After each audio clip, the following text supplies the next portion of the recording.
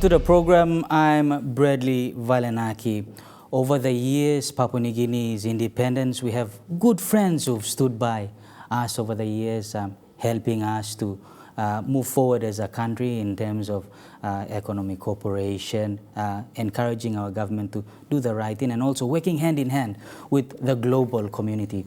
One of such friends is the European Union, and they have been with the country since independence. And I'm privileged to have here with me in the studio the good ambassador for EU and also France joining us on the program. Excellencies, welcome. Thank you. Thank you. All right, so for these discussions, we'll first of all start off with the European Union. What is the European Union? For the Papua New Guinean at home, a bit of education for our people, the European Union. European Union is an organization that is composed of 27 nations speaking different languages and having different cultures and different histories, but they're bound by an idea of solidarity, friendship, common goals, having a single trading sphere, and working together also in the external affairs. And so here we are in Papua New Guinea for 45 years already. So it's a round number.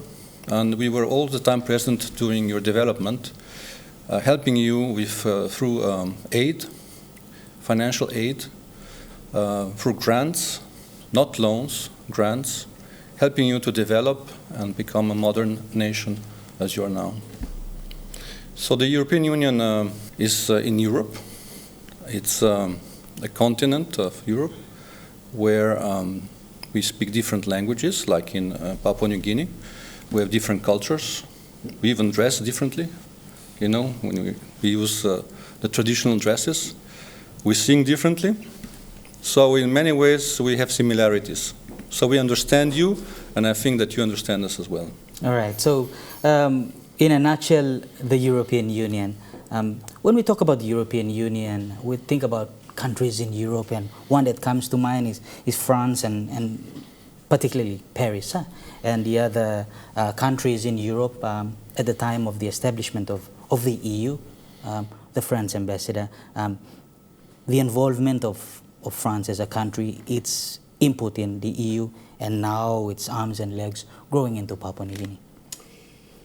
Yes, thank you very much. You're absolutely right. When it comes to EU, people think, I would say, as a first reflex, first mind, to countries like France, with capital city Paris, but also like Germany, Italy, Spain, as maybe the most historical countries, because France, for example, is one of the oldest state nations in the world. Historians agreed to say that French state as a nation has started at the mid of the 17th century. And since then, to answer your question, since then, France has always wanted to promote some ideals that Janej, my very dear colleague from the EU, mentioned. Ideals like humanism, human rights, freedom, in every aspect of freedom, freedom of press, freedom of religion, political freedom, freedom of expression.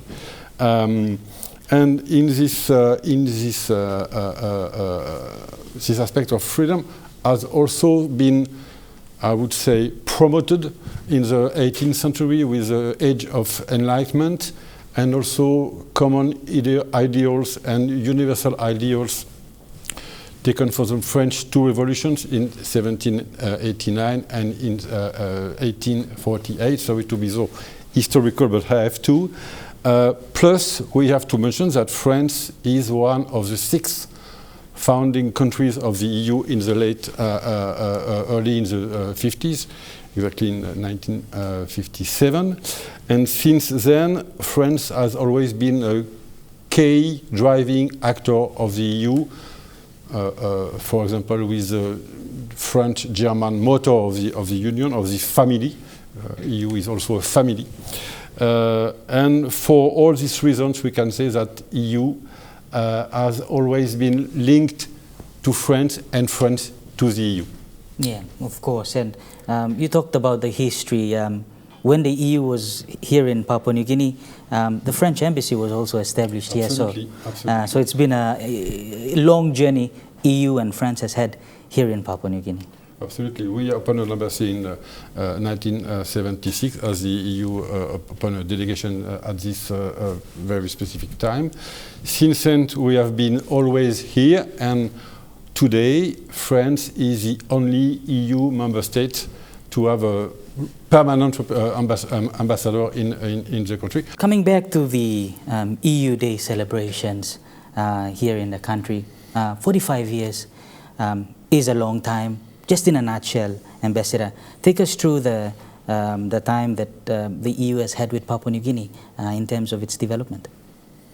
Yes, thank you. Well, we were present in areas, how to fight poverty, helping people to get educated, building infrastructure.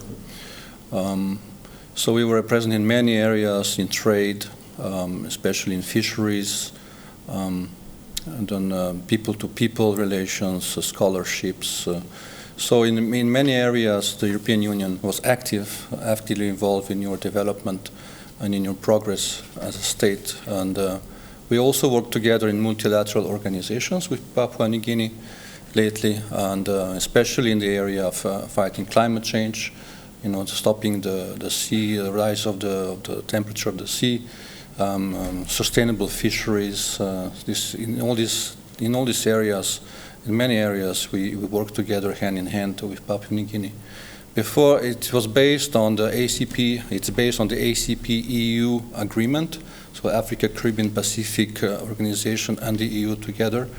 So this set of countries signed an agreement with the European Union. And based on this agreement, it was a type of help coming from the north, so the more developed countries to the less developed countries, so the countries in development.